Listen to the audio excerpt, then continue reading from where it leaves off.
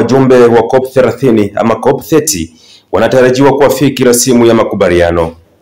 Ni takribani saa kadhaa zimesalia kwa wajumbe wanaoshiriki majadiliano katika mkutano wa tabia nchi wa COP 30 kuwa na rasimu ya makubaliano.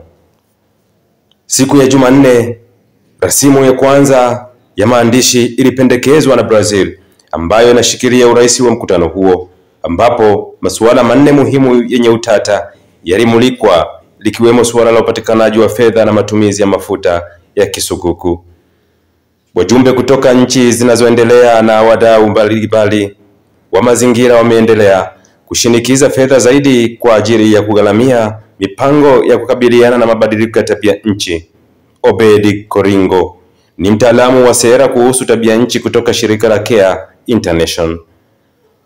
Ananukuliwa akisema, kwa muda mrefu mambo ya adaptation hajapewa umuhimu unaostahili kutokana na vikwazo vingi tu, alisema Obed Coringo, ambaye ni mtaalamu wa sera kuhusu tabia nchi kutoka shirika la Care International. Aidha, katika majadiliano haya, Kudakwashe Majonjo kutoka shirika la Power Shift Africa anasema lazima dunia izingatie suala la nishati jadidifu na kuendeleza mabadiliko ya haki kuelekea uchumi safi zaidi.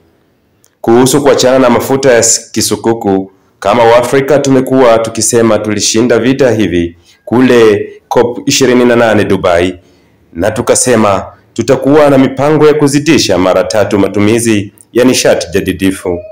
Ikiwa yatakayofikiwa yatakwenda zaidi ya COP 28, hicho ndicho cha maana, alisema Kudakwashe Majonjo kutoka shirika la Power Shift Africa.